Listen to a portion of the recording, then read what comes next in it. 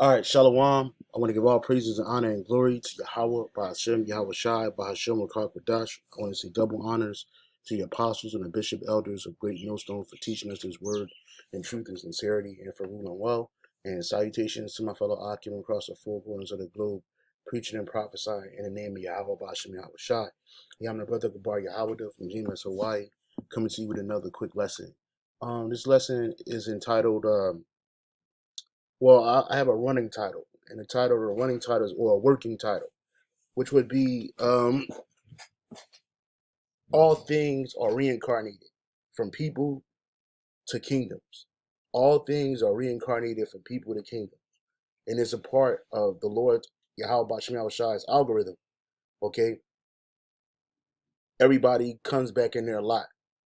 Everybody that has been before us are here now. And everybody that's here now have been before us. All right. And this lesson was inspired by a lesson that Apostle Tahara put up entitled Petra is featured in a music video. Okay. And the Apostle Tahara, Elder Apostle Tahara was going in on, spotting Petra in a music video. And then he also pulled out, he didn't play the video, but he went and looked up Petra.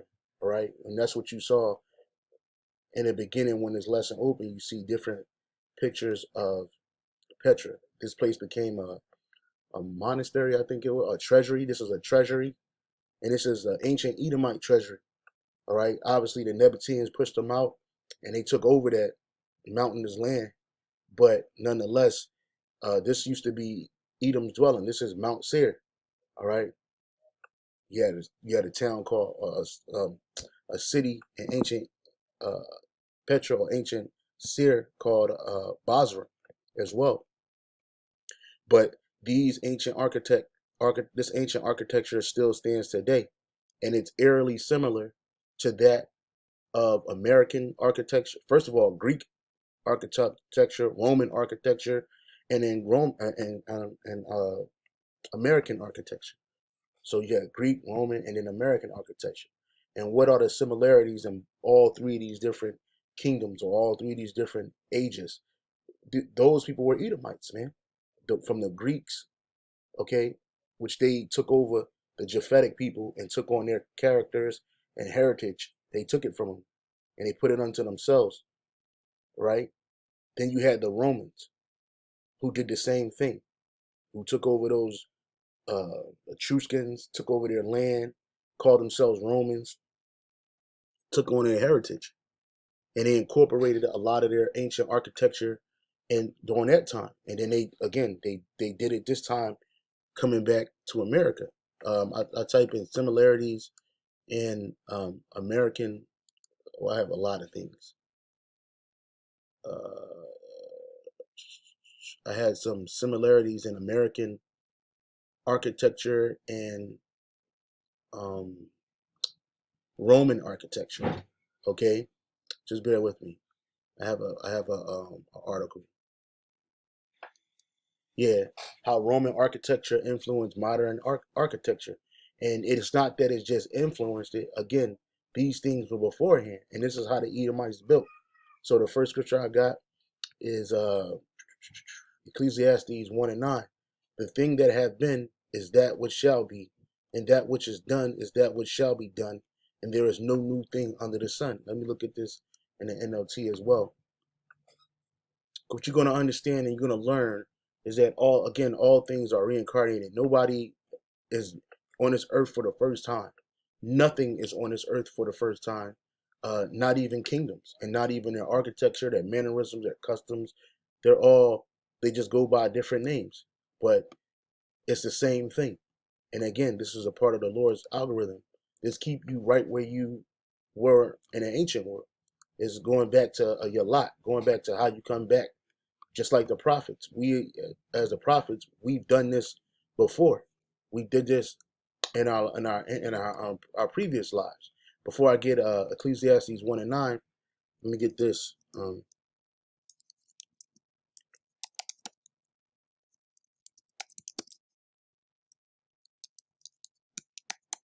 This is the book of I think it's Corinthians.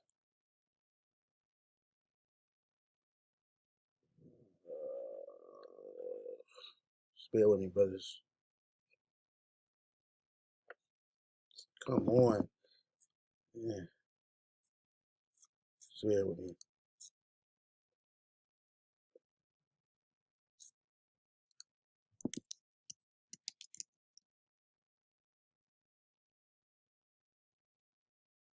Right. This is the book of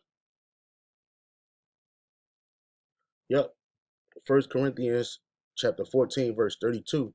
And the spirits of the prophet are subject unto the prophets. It's right.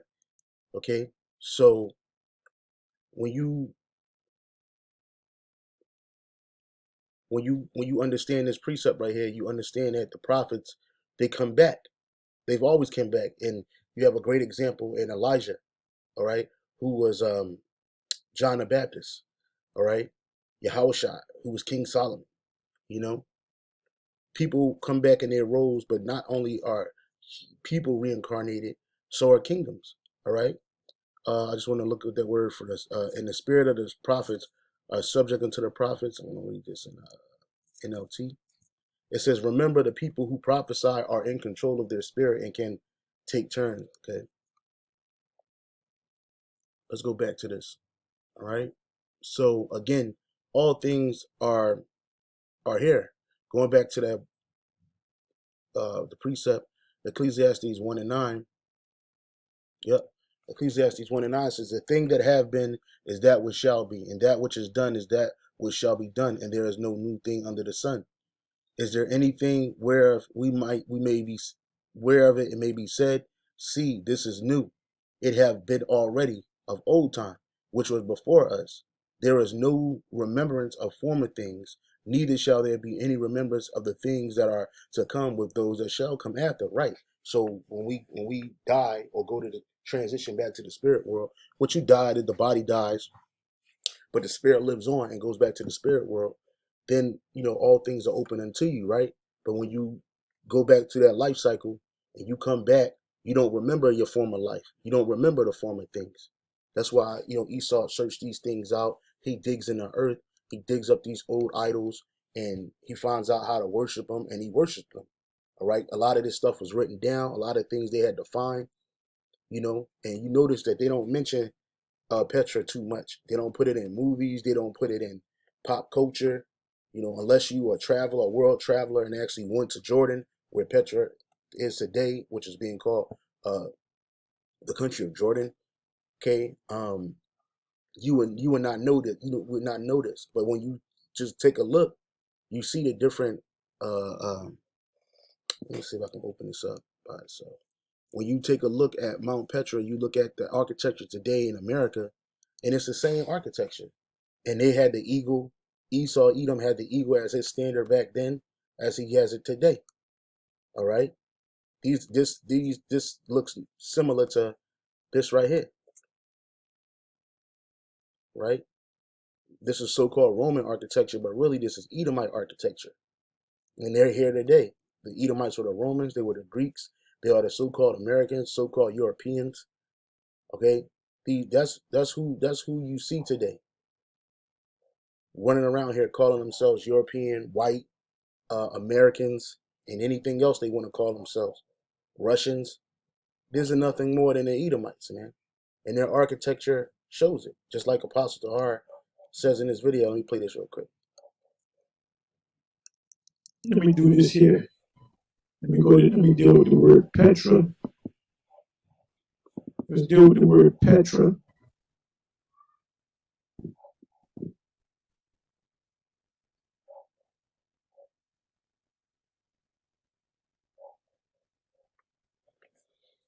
Okay, Petra, Jordan.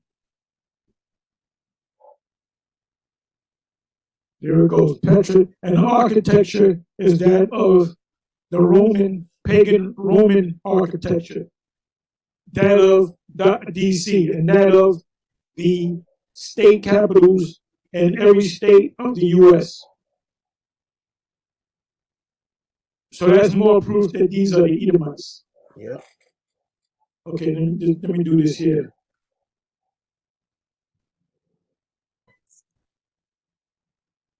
And look at this. Why is Petra one of the seven wonders of the world? Where is Petra in the Bible? Can you go inside the city of Petra?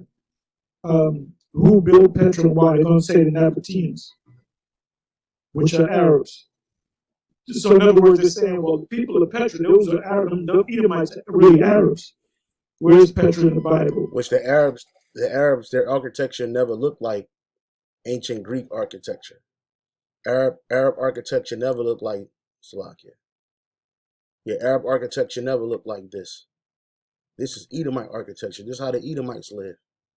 You know, one, they live in mountainous, high areas. Okay, they're into that.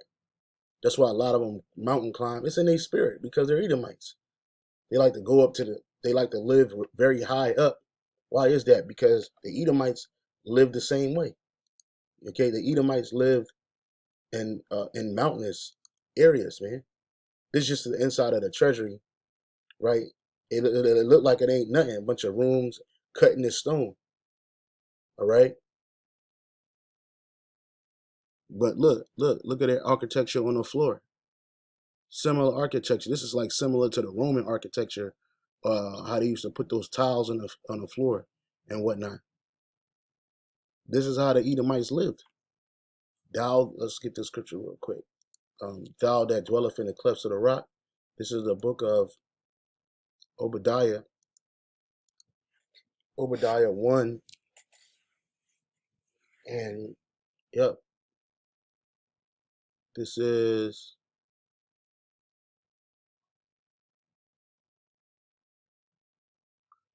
Obadiah 1 and 3. The pride of thine heart hath deceived thee, thou that dwellest in the clefts of the rock, whose habitation is high, that saith in his heart, who shall bring me down unto the ground? Right. Why again, this is in their spirit to live and build like this. It says you have been deceived by your own pride because you live in rock fortresses and made your home high in the mountains. Who can ever reach us way up here? You ask boastfully. And they say that too with these modern day skyscrapers. They build the same way. They live the same way. All right. These people live in the clefts of the rocks. Let's see. Petra rock cliffs.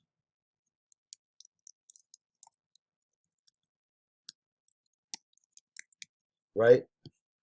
Look, this is how they live. They live in mountainous areas. And they carved to themselves homes within the rocks, man, that were up very high. If you go to Petra, you'll see it. You'll see these different holes in the rocks that they created to live in, to dwell in, to operate in. This is a fortress, man. Can you imagine in an ancient world what this thing looked like? You know, this is the fortress. This is a rock fortress right here. They dwell in the cliffs of the rocks, man. This is them whose habitation is high, who speak boastfully and say, "Who shall bring me down?" And the average people ain't gonna spend money to go out here to this shit and watch it, but these things are. This is the same thing. This is how they live. This is how they build. Even now today, most of their building architecture they build, especially with stone, they build it in stone. They carve it. You know, you had the different columns of Greek architecture. But where did they get that from? Well, their ancestors, the Edomites, man. And then they did it again when they came to America. They did the same thing. This is from this article, how Roman architecture influenced modern architecture. They say Rome wasn't built in a day, which makes sense because that would be impossible. But however long it took to build the Italian capital, the days, months, years, centuries of work have left lasting impacts on architecture even to this day. While they may have borrowed some of their earliest ideas from the ancient Greeks, you see, Etruscans, Egyptians, and we know that the real ancient Greeks were the Japhetic people, and the Etruscans were Japhetic people. Then you have the Egyptians, Montezarium, Hamites, Persians, ancient Rome architecture, and they not only exchanged architecture with these people, or were inspired by these people architecture, but they also was inspired by their idols, their so-called gods. All right, and then you still have these things even to this day. It's so idol, Idol worship is so ingrained in Edomite culture that it's everywhere. But where did it come from? Well, it came from these different nations that ruled. Again, kingdoms are reincarnated, just like people are. So it says ancient Roman architecture changed the shape of architecture for all time, giving mankind buildings that it had never seen before, alongside public structures, roads, and infrastructures that could be used by people from all levels of society. Roman architecture was at its peak during the Pax Romana period, a period in which I think there was a supposedly peace, a period in which the Roman Empire didn't expand, wasn't invaded, and which lasted over 200 years. So from 27 BC to 180 AD, Rome was responsible for some of the most influential innovations in architecture that are still used today. You see, probably the biggest innovation that Roman architecture brought with it was the widespread use of concrete. And why did they use concrete? Again, going back to how they lived in the ancient world. This is how they love to live. Again, Arabs don't live like this. These people are Arabs for the most part are nomadic people. You know, they live in the desert on the camels, off the resources that they have out there. They don't typically build and station a place. Like the Apostle Tahar said, if they tell you who built this, they'll say that they'll attribute it to the Nabateans. They won't even mention Esau because that's what Esau doesn't like to do. He don't like to. He'll jog down memory lane with other nations and nationalities and claim them to himself, but he will not do it with Esau. He will not do it with the Edomites. Because when you start to describe the Edomites, and you look at the Edomites, and you look at their behavior and see the ancient Edomites' behavior, it's the same as these people today. It's the same as these people today. People that can't be trusted, people that are extremely violent and extremely emotional, and they'll attribute those characteristics to Jake, who are in a mind state of Edomite, but they won't do that to the so-called white man. But these are your people, very impatient, like raw meat. These people are here today. As much as Vocab Malone tries to refute that, the truth is the truth, man. Look at this shit, man. And look, this is the Rose Red City has half of an old time. I forget what this was called. It was like a stadium, an ancient stadium. Let me see in Petra. Let me see if I can find it. A stadium,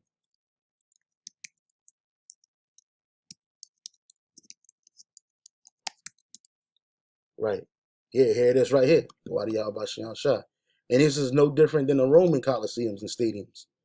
It says a Roman theater arena in Nabatean city of Petra. So they attributed this to the Romans, but really this came from the Edomites that were living here. You see where they would go up into these apartments in the rocks, and they carved out all of this stuff, man. These Edomites love concrete. They love stone. They love it. They try to attribute this to Rome, but this is really ancient Edomite architecture, man. Petra Theater, and they say they is the first century Nabatean theater. So they attribute it to those Arabs to call Nabateans. Situated 600 millimeters or miles, 600 miles from the center of Petra. Substantial part of the theater was carved out of solid rock, while the Saina and exterior walls were constructed. The theater auditorium consists of three horizontal sections of seats separated by passageways, even stairways to ascend, and they still do that to this day. Um, they still build like this to this day. You look at the stadiums that they have today, where they're mainly like in a circle fashion. You got steps. You got steps where you can walk up them. This is America. This is the Romans, man. We're not making this stuff up. Let me go back to this article. It says probably the biggest innovation that Roman architecture brought with it was the widespread use of concrete. Roman architecture realized that concrete was not only stronger than commonly used marble, but it could also be decorated easily and could have various shapes sculptured into it. You see, as opposed to having it be carved out of it.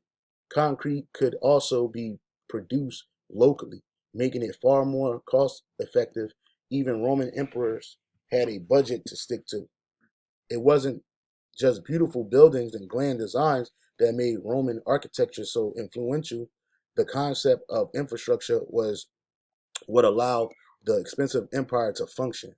Romans were the first to create vast and complicated road systems, which you have today in America and all through the world, that connected cities to the capital. You may have heard the phrase "all roads lead to Rome." Influence in modern architecture. It is no surprise that expansive nature of Roman Empire left many nations highly influenced by their infrastructures, by their architecture infrastructures. And centuries after the fall of the Roman Empire, many iconic national monuments were designed to emulate this historic period and architectural excellence, because this is really Edomite, the height of Edomite so-called excellency. You know, that's what all of this is, man. All of these buildings, this looks just like Mount Seir, and this is the White House in America, which America also borrowed things from ancient Egypt and other cultures. Again, nothing is new. There's no new thing under the sun. All right. I thought I had another preset. Give me a second. No, I just got a lot of articles. So what else I got? I got this right here. America is eerily retracing Rome's steps to a fall, and why is it? Because it's the same as ancient Rome and Babylon too as well. America is also called Babylon the Great. It's also called spiritually Sodom and Egypt. Again, there's nothing new under the sun. If you did it before, you're going to do it again. Just like people do things in this world and think that it's a new phenomenon. Like everybody's acting all crazy for this so-called alphabet movement. Like it's something new and it's something, life-changing. And it's really a vile behavior that people once did before, and they doing it again. This is for unbelief and its consequences. This is Romans 1 and 18. For the wrath of the Most High is revealed from heaven against all ungodliness and unrighteousness of men who hold the truth in unrighteousness. Salakia. Let me get this real quick. Because the Lord said he would visit people in their third and fourth generation. All right. And that's why you got people that, especially them people that's really into that wicked spirit. They were into that spirit in the ancient world. In the ancient Rome and Greece, LGBT, well, what you call LGBT today, ABC lifestyle, that happy lifestyle was really something that they used in their temples and amongst each other. This is what they did. Whenever they get in the power, evils multiply. Okay? This is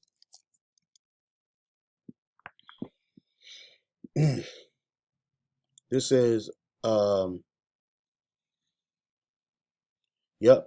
Exodus 20 and 5.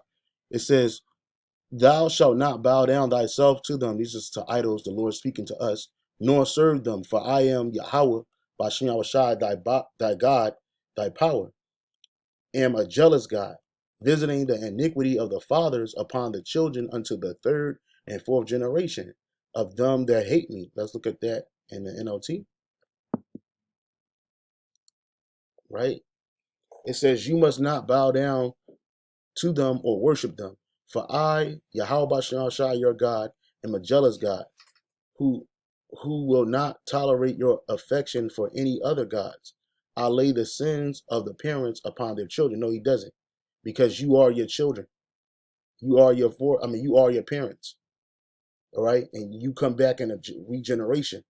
So in the third and fourth generation, when you come back, you get punished for what? For something you did in your previous life, as well as what you're doing now. I lay the sins of the parents upon their children. The entire family is affected, even children in their third and fourth generations of those who rejected me. Right? Going back to that book of Romans. It says, "For the wrath," verse 1, verse 18, "for the wrath of the Most High is revealed from heaven against all ungodliness and unrighteousness of men who hold the truth in unrighteousness, because that which may be known of the Most High is manifest in them. For the Most High have showed it unto them. For the invisible things of him from the creation of the world are clearly seen, being understood by the things that are made, even his eternal power and Godhead, so that they are without excuse." Right? Everything you see is through the inspiration in the mind of Yahweh Bashem Yahushai. Everything. It was created by the Lord through his son, Yahweh Shai. It says, Because that when they knew the Most High, this is the Israelites that wanted to live in unrighteousness, they glorified him not as the Most High, neither were they thankful, but became vain in their imagination, and their foolish hearts was darkened. Professing themselves to be wise, they became fools, and changed the glory of the uncorruptible power into an image made like to corruptible man, to birds, to four-footed beasts, to creeping things. Wherefore the Most High also gave them up to uncleanness through the lust of their own hearts, to dishonor their bodies between themselves. So again, just like they did, so like again, you see somebody that's a happy person today, more than likely, if not anything, they were like that in the ancient world, lest they repented. But especially these people that are steeped in it is because they didn't glorify the Lord when they knew the Lord. So what? He gave them up to uncleanliness, man. Let's go to another um what you would call regeneration or um reincarnation. This is from the Lord. Okay, he said, um,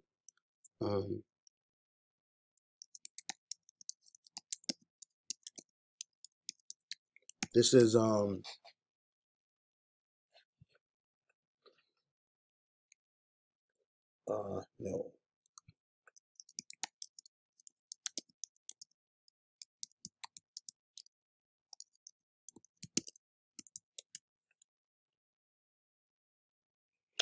yep, this is Saint Matthew chapter 17, verse 11.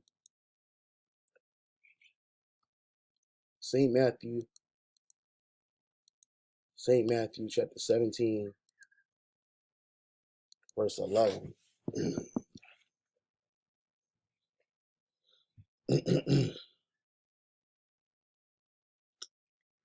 Yep, it says, and Yahushua answered and said unto them, Salakia.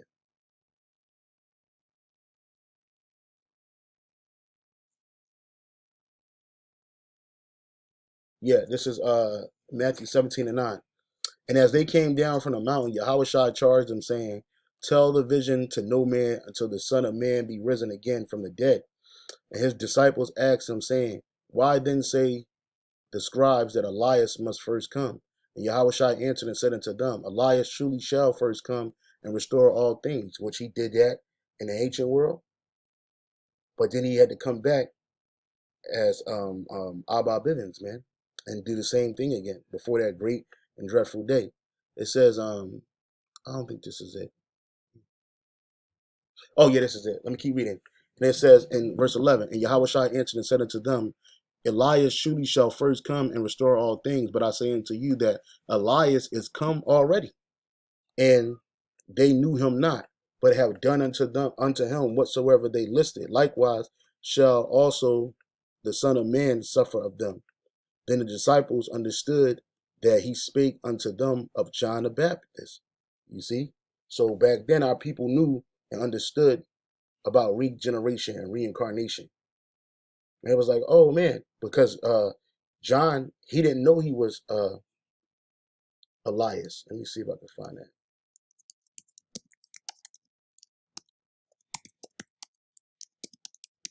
But Yahweh Shai knew he was Elias. He knew he was Elijah. Yep, this is St. John chapter 1 verse 21. St. John 1 and 21. And this is, it might seem like it's meat, and it is to some people who are not well versed in the scriptures, but you got to understand, nothing is new down here, man. Things just operate differently. Ancient kingdoms had technology that, they don't necessarily have today, or that they have today, but in a different way. But it's all the same. This is St. John 1 and what was that, 12.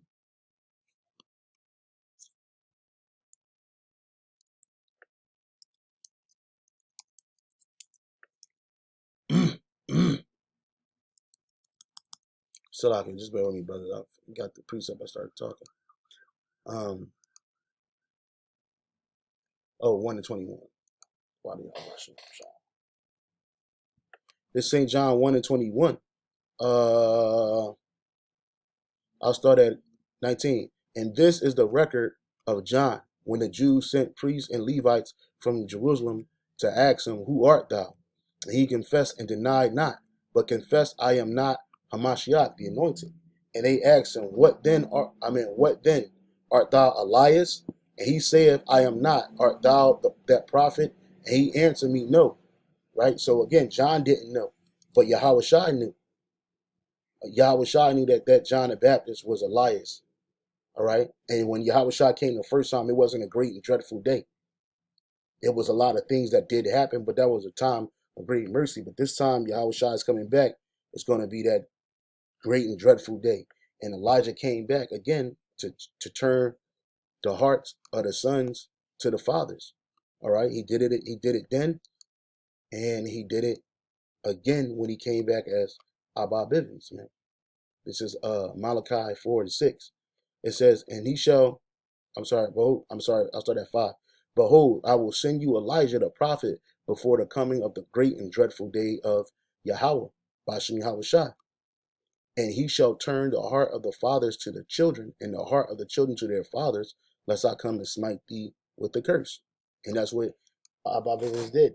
It said his preaching will turn hearts of fathers to their children, and the heart of the children to their fathers. Otherwise, I will come and strike the land with the curse. Yep.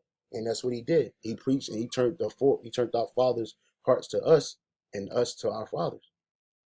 Mainly to Yahweh Bashem Yahweh Shai. Okay? So things they kind of do a full circle. And so I had this up here. I don't think I'm gonna use this European Economic Community thing. I don't think I'm gonna use that.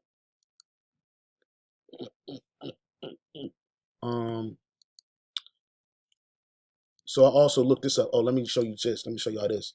So I looked up similarities in Greek gods and Egyptian gods. Because remember, these different nations, they take on each other's idols, but they just change the names and attributes. It says the idea of supreme deity is common in both Greek and Egyptian traditions. Some Greek deities can also be identified with Egyptian ones, in particular, the Greek Dionysus and the Egyptian Osiris. They both preside over fertility. In addition to their other duties, another similarities is that they are both twice born. You see? And then I typed in similarities in the Moabite gods and the Babylonians, supposed to be the Babylonian gods, right? Did I find anything here? I thought I did.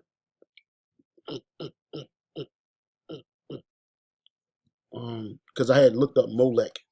Let me show you this. That Molech was at Molech. Who is Molech, or what is Molech, right? Molech, Moloch, Molech, or Malek is a name or term which appears in the Hebrew Bible several times, primarily in the book of Leviticus. The Bible strongly condemns practices which are associated with Molech, practice which appear to have included child sacrifice.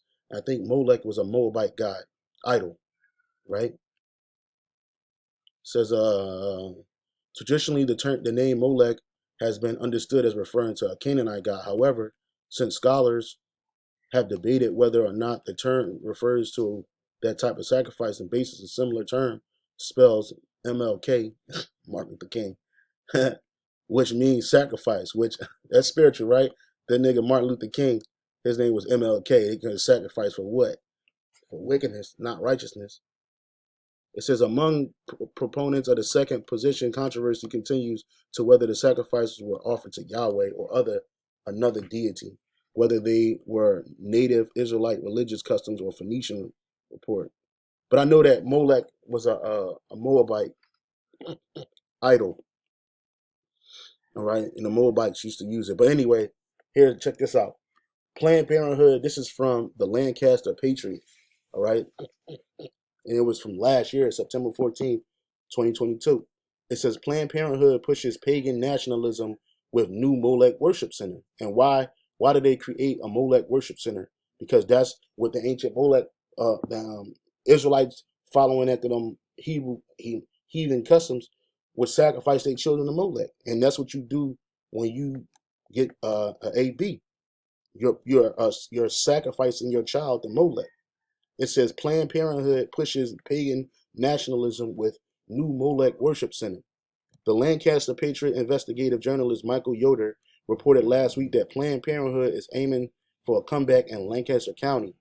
The return of Planned Parenthood to Lancaster County represents the advance of pagan nationalism and millennia-old practice of sacrificing children for narcissistic gain. That abortion is viewed as a religious ritual is evident to any perceptive observer, but most people are not perceptive. In May, Fox News reported that a satanic temple argued and its adherents should be permitted religious exceptions to perform religious AB rituals in states that have put up barriers to AB. An August 4th episode of Apologia Radio highlighted a popular video showing do-it-yourself child sacrifice ritual involving candles and altars and abortion pills. One progressive Florida synagogue has argued that anti-AB laws infringe on religious liberty. Yep, that's some small hats. That's some small hats. So again, I just wanted to show you this because these same idols are being worshipped today. Nothing new under the sun, from architecture to people to idol worshiping. It's all been here before. It's just repackaged. That's all it is, and sold to you as something new, but it's really not. And again, this video was inspired by a video Apostle Hard put up called Petra is featured in a music video. You should check it out. Definitely subscribe to the Elder Apostle page and be consistently edified. With that, I say shalom and on to the next.